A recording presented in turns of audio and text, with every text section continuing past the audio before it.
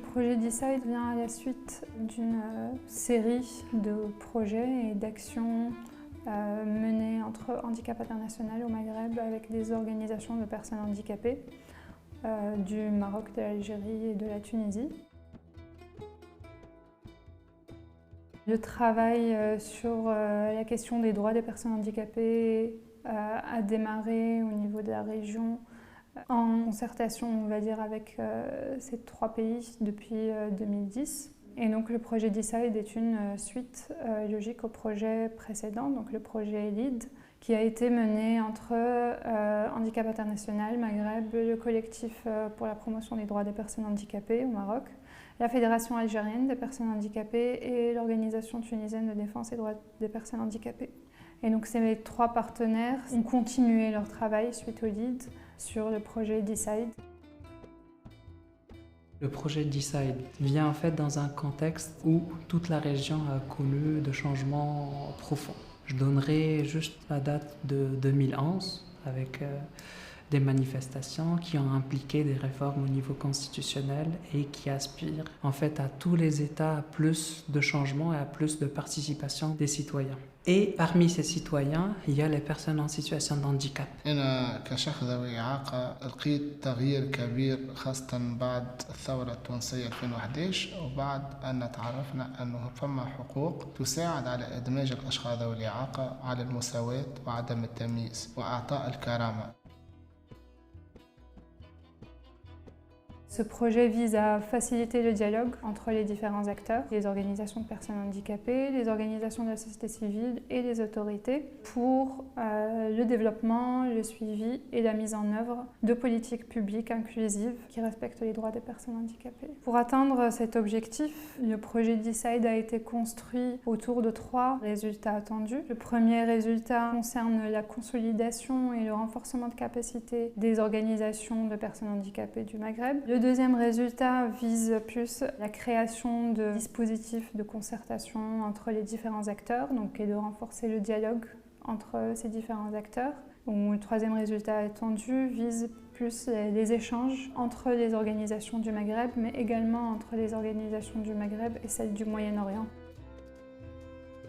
Pour pouvoir renforcer les capacités des personnes handicapées, il y a un certain nombre d'activités qui a été mises en œuvre.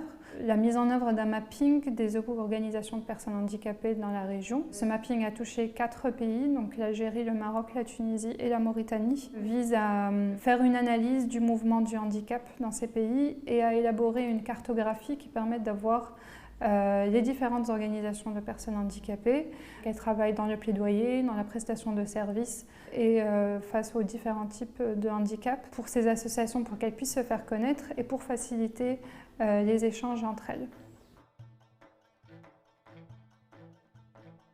Une des autres activités de ce projet, une formation à distance, une formation e-learning sur les politiques publiques locales inclusives, qui a été développée par une équipe de consultants. Cette formation a touché plus de 90 participants de ces 3 pays. Cette formation a permis aux participants d'avoir, on va dire, des connaissances théoriques sur les politiques publiques locales inclusives, mais également elle leur a fourni, à travers un module qui est plus pratique, d'élaborer des initiatives leur permettant de mettre en œuvre les acquis théoriques qu'ils ont reçus au démarrage de cette formation.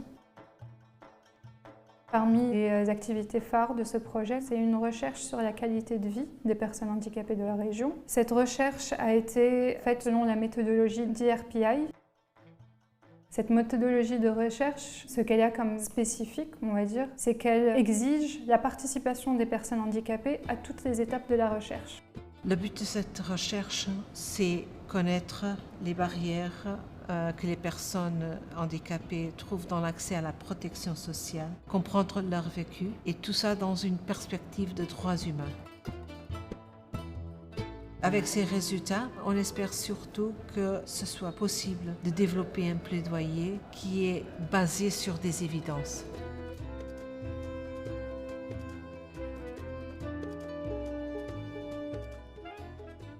Nous voulons mettre les responsables politiques devant leurs responsabilités et nous voulons aussi être une force de proposition. Donc les différentes productions, du mapping, les connaissances acquises dans le cadre de la formation e-learning, mais également les résultats de la recherche autour de la protection sociale, sont utilisés par les organisations de personnes handicapées pour mener leurs actions de plaidoyer face aux autorités. Il y avait différentes thématiques d'initiative en fait parce que c'est très varié, les besoins sont différents d'une région à l'autre. Donc un énorme panel avec vraiment beaucoup d'associations qui arrivent à obtenir des autorités publiques, des promesses et un engagement pour améliorer leurs prestations. L'objectif n'est pas de prendre le rôle de l'État par les associations. Notre principal objectif actuellement, c'est d'accompagner, pousser, militer, inciter l'État à mettre d'abord à mettre en place les engagements qu'il a pris. Ce qui est sûr, c'est qu'il y a énormément de choses qui ont été réalisées et produites et qui sont entre les mains des organisations de personnes handicapées dans chacun des 3 pays. C'est à eux maintenant de continuer pour assurer la suite du plaidoyer. Chaque projet capitalise les résultats du projet qui vient et évidemment le projet d'e-Saïd lui-même, nous espérons que ce soit aussi un peu le palier pour passer à autre chose. Voilà, l'objectif donc c'est de continuer jusqu'à avoir un jour une situation, voire on va dire des personnes handicapées qui bénéficient des mêmes droits que tous.